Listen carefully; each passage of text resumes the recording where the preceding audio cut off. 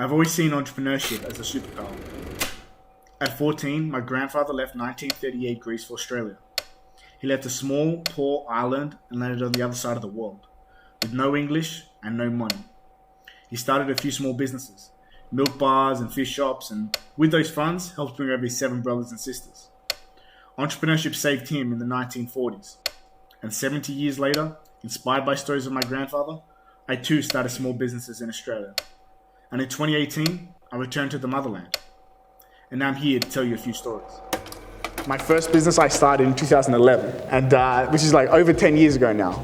And after 10 years of experience, I look back and I might be a serial entrepreneur or an entrepreneur, but I really feel more like I'm just hustling. Every little business starts with a bit of a hustle. So when I say hustle, I mean something on the side. You might be studying, you might be working, maybe it's a side business, maybe you're freelancing, whatever it might be. It could be a social problem or an environmental problem that you're solving through business. It doesn't have to be for profit, but it could be a not-for-profit business. As I mentioned, we don't necessarily have an entrepreneur culture here in Cyprus. And that's not just for Cypriots, that's for anyone who lives in Cyprus. And the same goes for Greece too. In Cyprus and in Greece, it isn't seen as a mainstream option to be an entrepreneur. It's not common to finish high school, finish university and go straight into entrepreneurship. It's not common to have a side business. It's not common to innovate within your career. And now, I'm going to go into exactly what I mean by entrepreneurship in a bit, but unfortunately it's a concept, entrepreneurship generally, that is poorly understood and poorly supported. We just don't have that entrepreneurial spirit that countries like the US, Western European countries like Australia, Japan, South Korea, these countries have an entrepreneurial spirit. Not just that, we have an extremely high youth unemployment rate, and on the Global Entrepreneur Index, we're 32nd, which is way too low. We're not an entrepreneur country yet, but I think that's something that can change. And I think the way we do that is changing the culture. Now, culture obviously is something that's very hard to change, but I think the way we do that is pretty simple. We share entrepreneur stories, and we inspire and show how it can actually be done and how we can actually start. So, with that being said, let's get into it. What are our actual options in entrepreneurship? Like I said, entrepreneurship is something that I think is poorly understood. Entrepreneurship and micro-entrepreneurship is really what entrepreneurship looks like, right?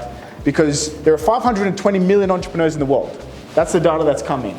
However, the companies that are worth 9 figures, over 100 billions of dollars, are such a small portion. It's less than 0.00003% of businesses and entrepreneurs, right? So if we say, what does an entrepreneur look like?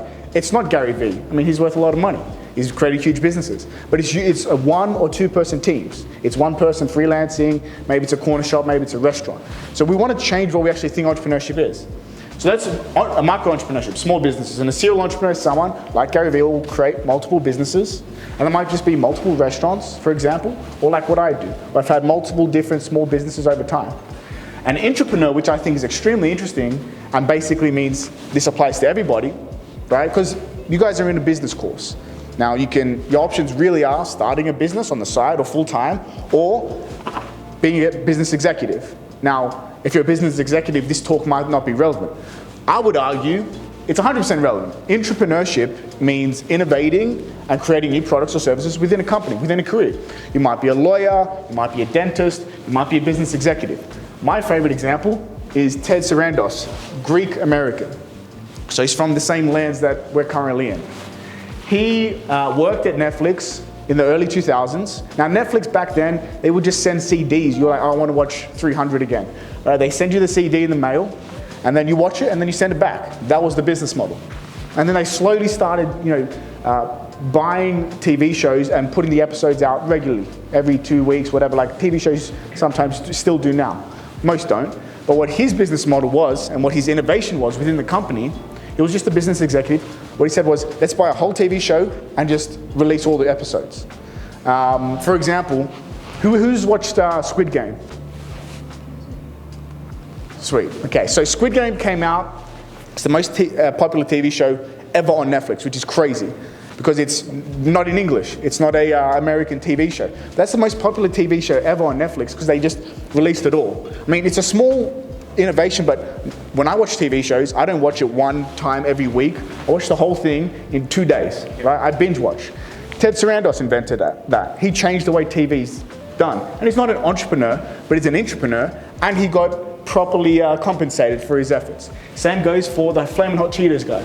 Cheetos, a chip company most people know, they said, you know what, we need some new products. Anybody in the company, from janitors to high-level executives, anybody in the company who wants to innovate and bring new innovative products to the table, we'll take a look at them, we'll do that. He was a janitor working for Cheetos. He said, you know what, there's nothing for the Latino market. He saw a gap in the market. He said, you know what, let's put basically a new mix together that's a bit spicier, and then he came up with Flamin' Hot Cheetos. He's worth like 20 mil now, right? What are some local entrepreneurs that started from nothing that build huge companies? Now, I love giving these examples, but also they are the 0.00003%. They aren't really what entrepreneurs look like. However, these are some entrepreneurs who came from Greece, came from Cyprus, and created huge companies that we know today. I mean, New Balance, Huffington Post, Bulgari, Upwork, which is a great example because that's a recent example of two Greek guys from Thessaloniki that left, and they started Upwork, which is the biggest freelancing platform in the world. I've been traveling the world for 5 years, right? And as a digital nomad, and every single place I go, all the digital nomad hotspots, everyone there, I go, what do you do? I work on Upwork, I work on Upwork.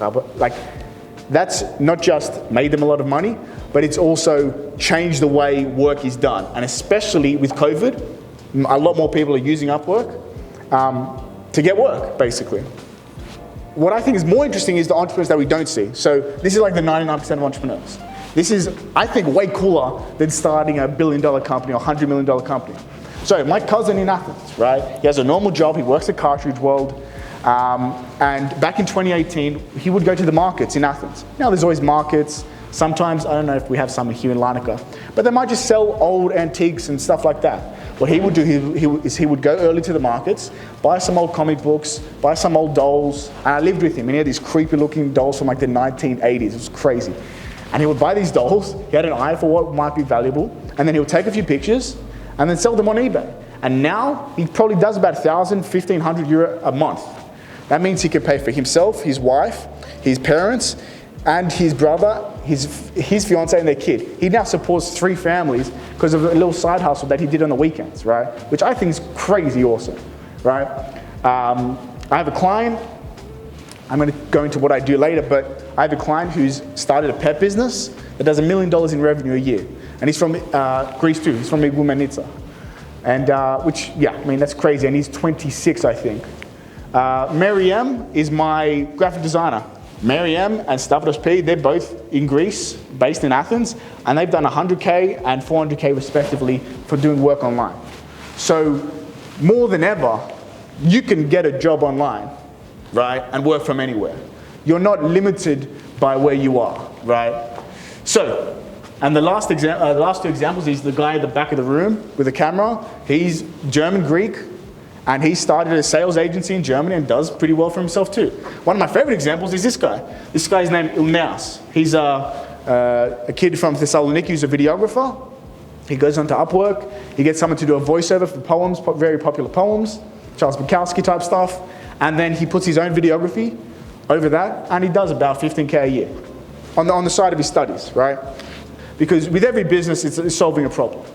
And you get rewarded for solving problems. It's as simple as that. Now, for example, this is Stelios Hadjiioannou. Who here knows who this guy is? Yeah, that's right. Stelios Hadjiioannou is a Cypriot Greek from a village in the Troodos Mountains, the mountains near Paphos. He invented budget airlines. He started EasyJet out of the UK. Now, your Wizz Airs, your Ryanairs are due to that guy. He invented the business model, and he made it succeed. So when it comes to solving problems, when it comes to starting a business, solving problems is really what you're doing. If you want to make money, you'll do it by solving problems, right? Now, he's a billionaire. Their family's got like a couple bill. It's crazy. And his dad probably made a couple $100 million, but he's 10x that with what he's done. But more importantly is the social impact.